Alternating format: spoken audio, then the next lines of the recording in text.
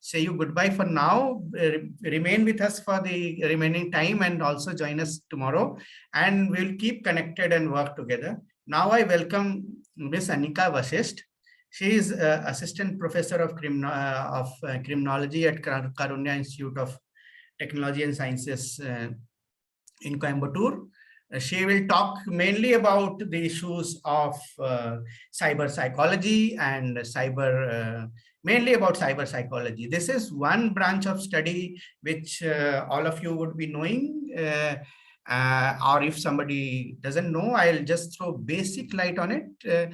What is the psychology of the criminals, cyber criminals, especially the younger ones? Why do they do it? What compels or propels them to do it?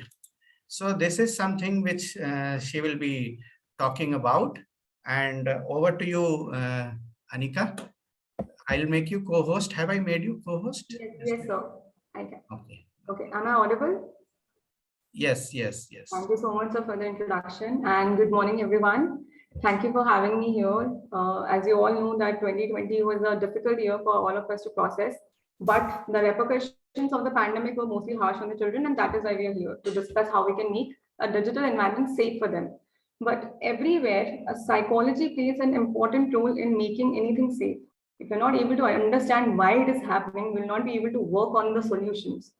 So in 2020, we collectively saw a rise of 400%. It's a statistic that I'm giving, 400% rise in cybercrime, which we all are being discussing from today. And that's just the tip of the iceberg.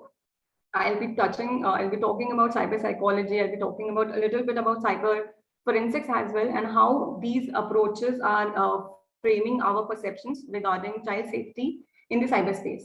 So what exactly is cyber psychology? How do we explain to a child or to anyone what is cyber psychology? So agar ek normal bhasha mein, in general parlance, if we talk about cyber psychology, it is just an applied field of psychology that is also sometimes known as your internet psychology or web psychology, which generally deals with three parameters. It has three elements, main elements. First is how we interact with technology. What are we doing with technology? Like we are hosting a webinar, this is how we are interacting with technology. We are creating our profiles on social media platforms. We're using WhatsApp. We're using our emails to conduct our businesses. So that is how we are interacting with the technology. Second is how we develop technology to fit our requirements and our desires. So there was a requirement for a certain thing, and we used technology to develop it. So somebody wanted something to count the steps. Okay, how many steps are we taking? This is a basic example of technology, and they developed this smartwatch.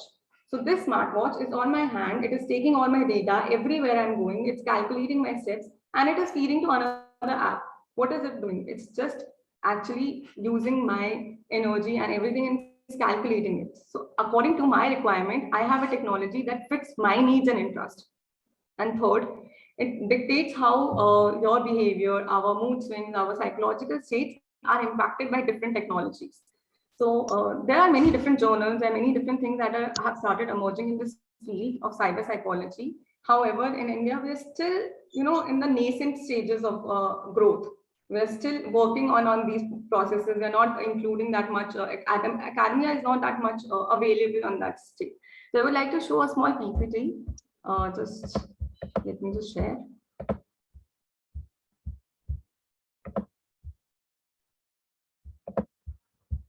Is it visible? Yes, visible.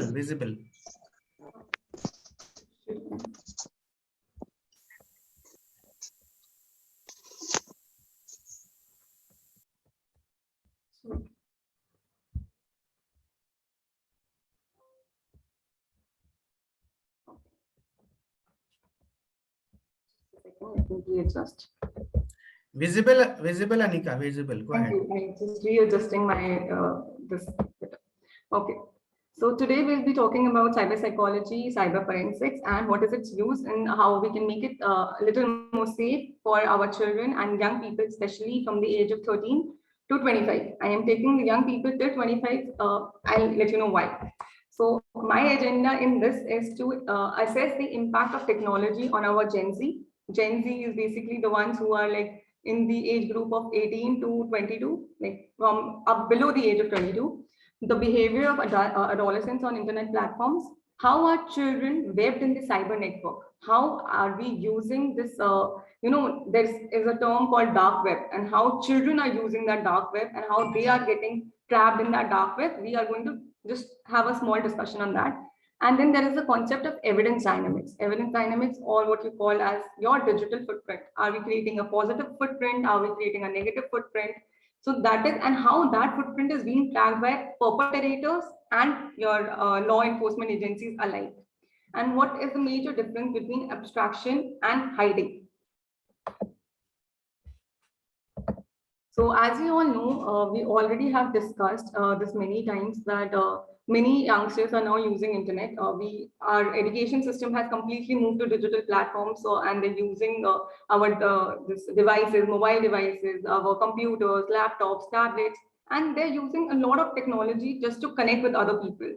Earlier, it was not there. We used to meet face to face, and there is the entire world and the entire concept of childhood has completely changed with the coming of technology and new things that are coming up. So their hunger for appreciation, their hunger for appreciation or their need for validation is completely different for how we used to express ourselves. They have gotten that freedom on that internet websites and social media platforms to fully express themselves without feeling any kind of pressure from their parents or peers or anybody else. So what this freedom has brought to us, it has given us a lot of opportunities. We are connecting, we are learning a lot of things. We are, sitting here and we are able to learn from a different platform somewhere else in the world. Surely it has given us that platform, but there are downsides and drawbacks to everything.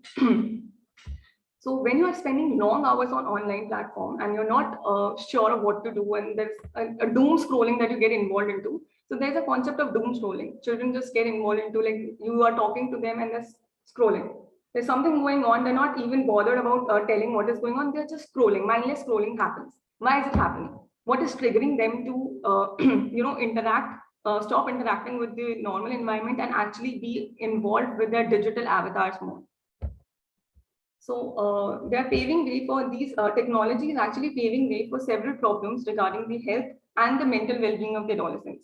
So your cyber psychology comes into play the moment you start expressing yourself. You make an ID and you're scrolling on something and you like some picture which has a great dress, and then you go and keep on searching for that clothes, and suddenly an Myntra and ad will come which has customized according to you and according to your taste after your hours of scrolling, and it will show you what you require, and you end up spending your money there. So that is an aspect of cyber psychology. They are curating your taste. They are curating their products as per your taste. After taking all your data and learning from your psychology, they're pushing those ads in front of your face. So even if I don't want to buy anything, if I'm taking if I'm seeing 10 ads per day for that simple thing, it will keep me engaged. उस ad को बार-बार देखने से I am getting engaged, I am getting excited of that prospect of buying that thing. So I go to Myntra and then I order that thing. So it ends me being a consumer of that product. So this is the simple aspect of how cyber psychology in the normal days in our normal lives work.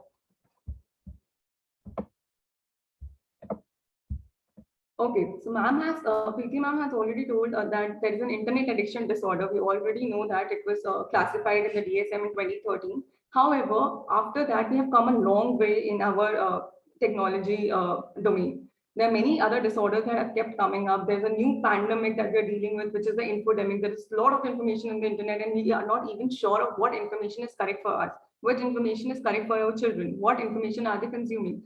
So infomania, addiction to internet, addiction to using social media has yet not been classified as a psychological disorder in the International Convention for Diseases, which is International Classification of Diseases, and it is still a matter of concern for us. So there is a study by Hoffman and Nowak, which suggested that there is a concept of flow, that the ease of using internet, how easy it has become for all of us to use internet, how easy it is on our mind to just make a click and order something, has actually associated that pleasure in that experience, and we are getting lost in our own online journey. We're not even bothering to pay attention of how much time we have spent on that particular app, just doom scrolling. So that is the internet addiction that we're talking about. So overuse of internet has led to many problems. There are many mental health disorders, depression, low self-esteem, social isolation. People have, started coming up with there are new disorders, eating disorders, and anxiety. Children have started developing anxiety. So overexposure to all of our internet, overexposure to all these things have started making children upset. Their association with internet, their association with social media and the likes is causing them a lot of anxiety. There's a lot of low self-esteem. They see one picture where it is an edited picture where you're using face app to tune your face and your body, and it looks completely unlike you. And the other person thinks that I don't want to be like that person. It is that app is creating that mindset in our mind that we are not perfect. So it is creating a kind of a deprivation in our children. So cyber psychology deals with that deprivation of why are we getting excited at the prospect of all these things. So they are targeting our neurotransmitters and using that dopamine and that reflex where we actually get too attached.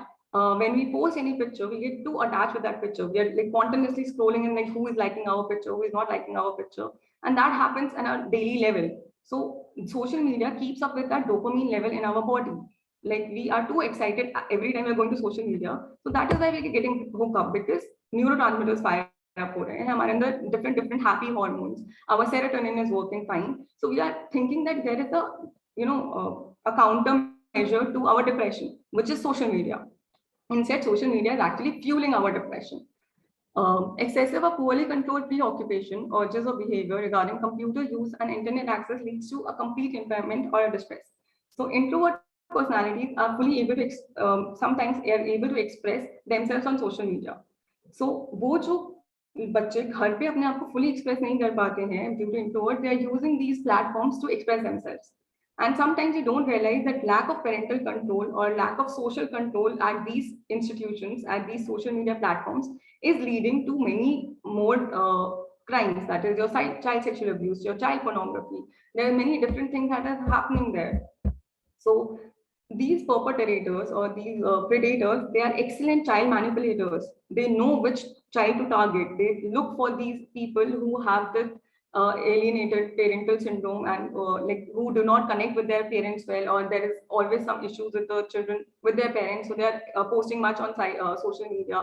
Not just on social media, there are many other trolling platforms. There are many other chat boxes where you can go and post comments anonymously. So internet has provided us with the freedom to post anonymously, and that freedom is immense. If you don't know how to handle it, if you don't have that cognitive development and emotional development to understand the downside of that anonymity, you're going to fall into a trap, and many children fall into that trap. Online grooming begins from this area only.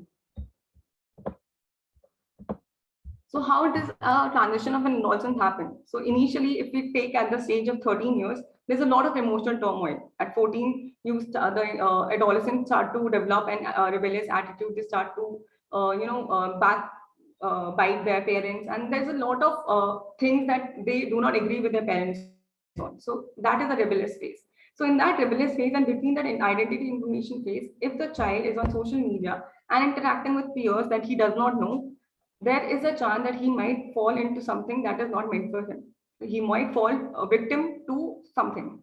So there's a need for freedom. We are continuously wanting freedom from our parents or to take our own decisions.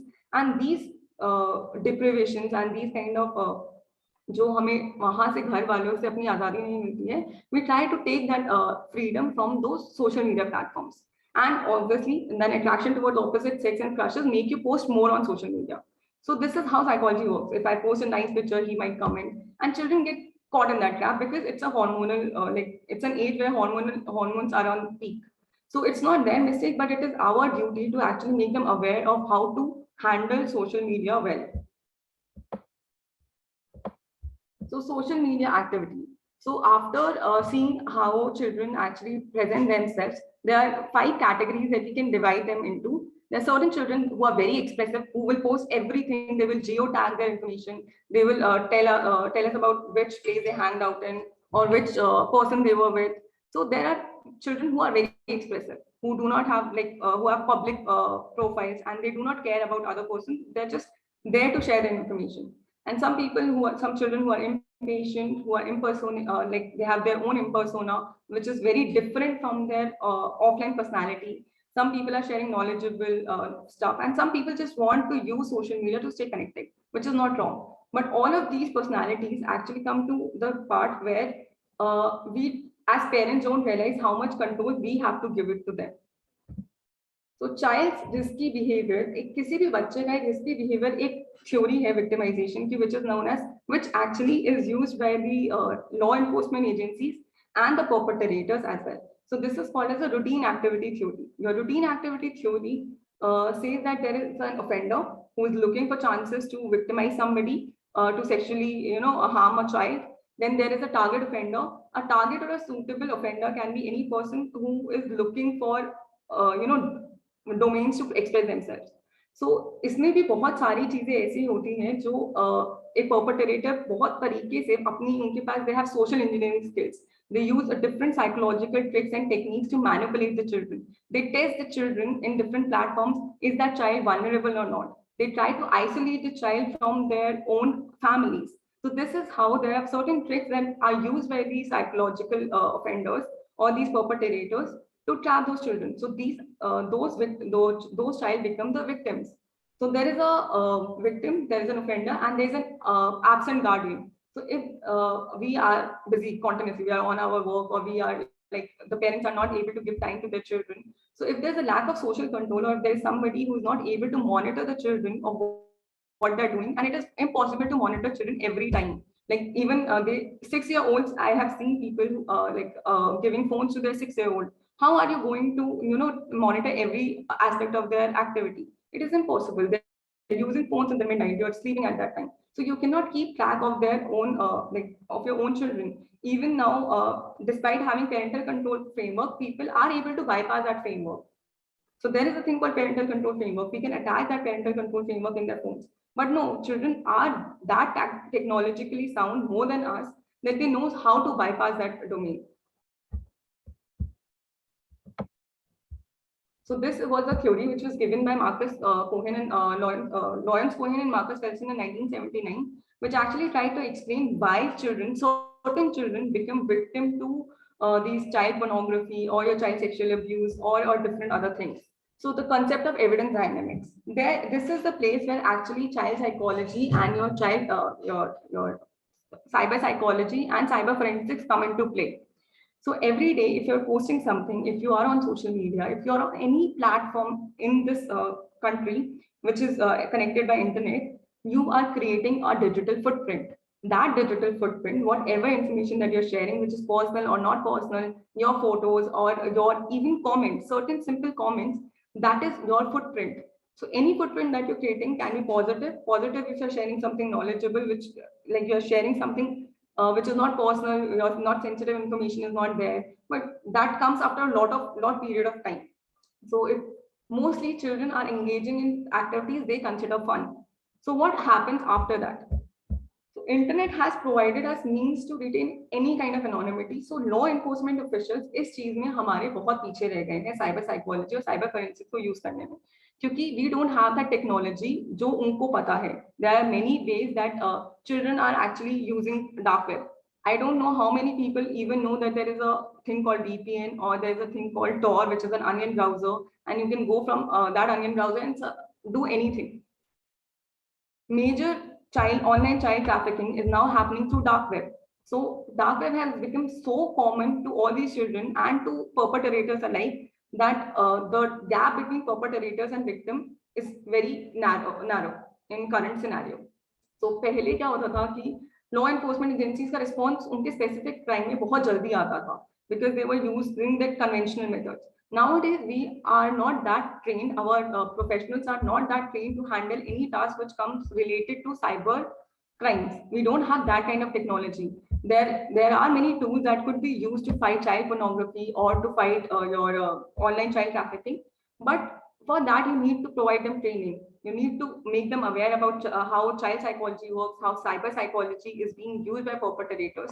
So there's a pattern recognition software which has been developed and which actually helps in analyzing and prioritizing कि कैसे हम किसी victim कोई बच्चा अगर victimize हुआ है pornography का या फिर child sexual abuse का, तो हम उसको कैसे identify करें. Also, that pattern recognition software is also helping us to create a database to find people who are continuously perpetrators, like who are recidivists, who are continuously offenders in this. तो ये technique already develop की जा चुकी है, like peer to peer file sharing जो हमारे India में सबसे ज्यादा प्लेटफॉर्म्स पे होती है. मतलब पोर्नोग्राफी, चाइल्ड पोर्नोग्राफी का main sharing medium has become like our Telegram. Many people use Telegram, but there are so many groups that actually will provide you the link for online child sexual activities. Like it will be a live child sexual abuse that will be going on, or online links to child pornography. They are completely not obeying the rules and like for the IT Act, and they're able to distribute child pornography materials just by these social media platforms. And these platforms are used by our children, are used by our adolescents. And उतना capability उनकी नहीं होती to define कि क्या सही है और क्या गलत है. तो बहुत टेक्निक्स हमने डेवलप की हुई है, लेकिन हम उनको टेक्निकली अच्छे से यूज नहीं कर पा रहे हैं at very ground level. If you talk to any sub inspector or inspector, they are not that trained to handle cyber crimes. They're not trained to handle what happens in case a child goes missing, what happens in case a child is sexually exploited, what to do, what is the cyber forensics, what are the evidences they need to recover. So that type of training has to be provided to our law enforcement officials. So अगर हम pedophile या फिर sexual predators की बात करें तो उनकी बहुत sophisticated techniques होती हैं children और adolescents को फंसाने के लिए. I will like directly use the term. It's called trapping those people. So perpetrators अपनी anonymity बहुत आराम से maintain कर पाते हैं. They will be using chat rooms to share information. तो वो even if they have identified one target, if this is my child, this is the person I'm going to target, they will leave signals for other perpetrators to actually manipulate that person. So after identifying children that they can, get into a sexual relationship with, or forcibly ask them to indulge in any sexual activities, they try to manipulate them. They are very skillful manipulators, and they are able to share their techniques because of this internet with other people. So the skills and the psychology that they are using is not limited to just them. It is actually available to every other person. So sexual solicitation जो minors का होता है वो mostly आपके एक ऐसा approach वो लोग लेके आते हैं जहाँ पे वो उनसे पहले अपना एक rapport और एक trust establish करते हैं. वो target को पहले उनसे दोस्ती करते हैं. They try to get familiar with their targets, and over time वो फिर अपनी age बताएंगे, फिर अपना ये बताएंगे कि अगर एक confidence have been established between them, तो they will try to build a significant emotional relationship with that person. तो ये approach basically adolescent people like pre-pubis puberty वाले जो बच्चे होते हैं इनमें बहुत ज्यादा सक्सेसफुल रहती है. क्यों? क्योंकि they are always seeking attention. It's not just their nature, it's their age which asks them to be more active on social media. They want validation, they want attention. So these people actually try to identify those children that are easy to manipulate. So बहुत ज़्यादा psychological satisfaction आता है when they are able to deceive those people to perpetrators. तो अगर हम older teens में बात करें तो older teens में especially male teens में वो क्या करते हैं, they promise the intended victim that they will get some kind of sexual gratification to perform any sexual act. So in this way they will use the pornographic material that has been sent by the male children, and then blackmail it or ask them to meet them to not कि किसी को पता ना चले, इसलिए वो उनको बुलाने की भी कोशिश करते हैं. The ultimate agenda is to actually call them for a physical meeting. तो बहुत सारी अप्रोचेस इसमें बहुत डायरेक्ट होती हैं, बहुत साइकोलॉजिकल अप्रोचेस इनडायरेक्ट होती हैं. तो बहुत सारे स्पेसिफिक ट्रोल चैट रूम्स बनाए हुए हैं. There are many troll chat rooms, there कू and there are like your basic. अगर मैं बात करूं तो there is this one at Discord. So Discord पे you don't have to reveal your identity. You can take any name and you can talk to any person. So there are many chat rooms जो कि design किए हुए हैं, and the perpetrators enter those chat rooms that are designed for teens looking for potential victims. So they will post some suggestive comment under any post, and if they receive any kind of positive response from any child, they will move to more sexually explicit statements, and then they try to judge based on that response how will the other person react, and then the goal is to actually achieve a physical meeting with the target as soon as possible. So pedophiles ने बहुत पहले से ही pornography का use किया हुआ है sexually seduces करने के लिए उनके टारगेट को. So पहले वो एक untoward message भेजेंगे अपने किसी भी victim को, then they will increasingly send them graphic pictures of nudity or sexual activity, and then they will move to a complete videos like how is the child acting, ताकि they could normalize the process of online grooming. So over time these graphic images become heavily produced, and this happens. So if I move to just how there are certain tools like our photo DNA, our big photo fingerprinting or video fingerprinting apps or pattern recognition software. There are many cyber forensics tools that can be used to investigate these cases, but we are not able to use it because we don't have that capacity. We don't have built our children or our parents, and we have not provided them with the tools to digitally identify the data.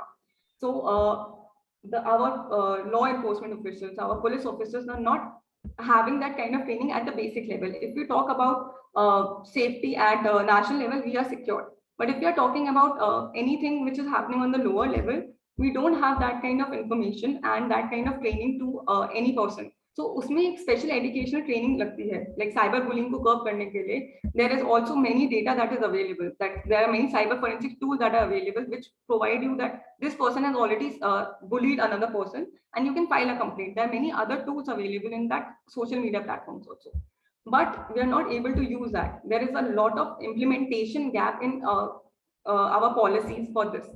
So peer pressure की वजह से भी बच्चे कुछ ऐसी activities में include करते हैं. So hardware, if we go to digital evidences and computer crime, I've taken this from digital evidences and computer crime. These are the hardware that are contraband. Like these are the things that are actually used for perpetrating cyber crimes against children. So they will clone your mobile phones, hardware for intercepting communication. So there is no encryption. The end-to-end encryption is null and void. So they will steal your information from a computer, or from they will steal your information from stolen credit cards. They will use printers, or they will use scanners to print produce child pornography. They will use mobile phones, which can be an evidence, but we don't know how to use how to get digital forensics from that mobile phone. And digital photographs or videos of children child exploitation, which is actually, if you go to any website right now, if I could show you, you go to Tor and you type any child pornographic website, they will show you the link that you have to pay this much amount of money, and that money is not in dollars, that is in Bitcoin. We are using cryptocurrency so that we cannot even trace that where that money is going, who is transferring that money, and who is watching that videos, and we are able to live view the child sexual exploitation which is done. So a lot of information is available to the perpetrators and to the victims, but not to the person who can actually intervene between that. We are not, if you ask any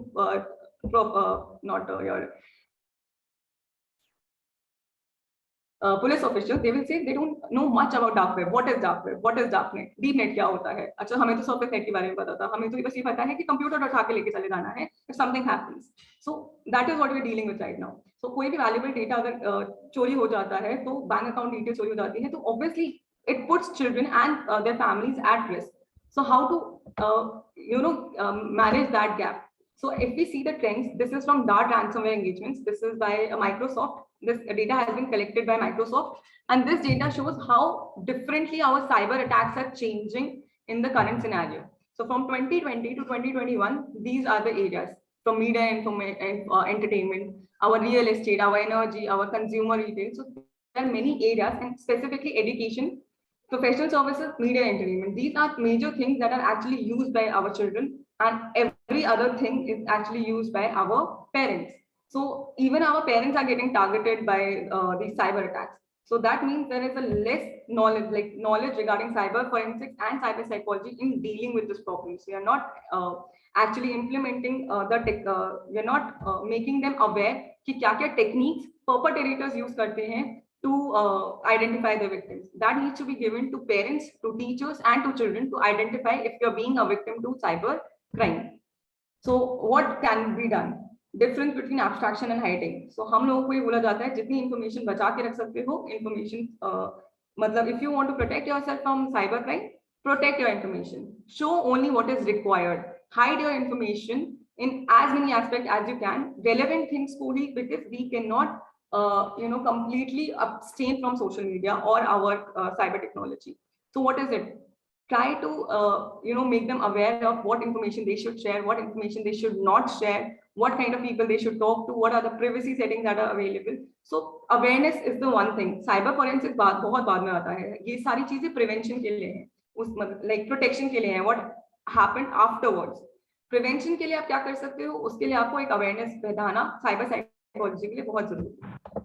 So that was it. If you have any questions, please feel free to ask. I know I deviated a lot from my topic, but it was like a lot of things that were going on in my mind to just tell in one single go. Thank you so much, Anika. Thank you. You took a little longer time, but I didn't stop because it was so knowledgeable, and especially for all of us who have gathered today. It's very important to understand that the level of sophistication that this crime and this sector actually has gone into.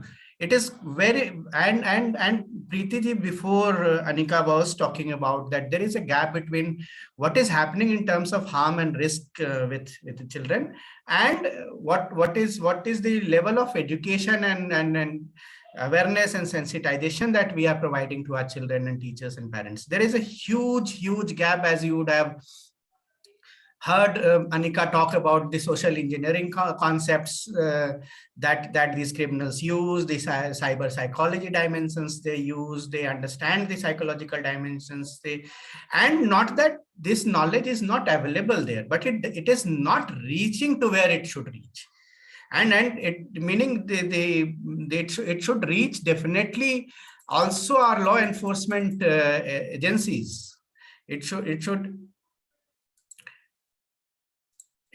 reach the teachers. It should reach the parents, and in a manner that is comprehensible and could be understood by people, general people. And so we will definitely work together, and we are working together, Anika, and we are trying to build these material and trying to reach out with these kind of knowledge and skill to the teachers and the parents and the children. And thank you so much. And in fact, it was such a nice presentation that I thought of stopping you in between, but I couldn't kind of gather the courage to stop you in between. So thank you so much. And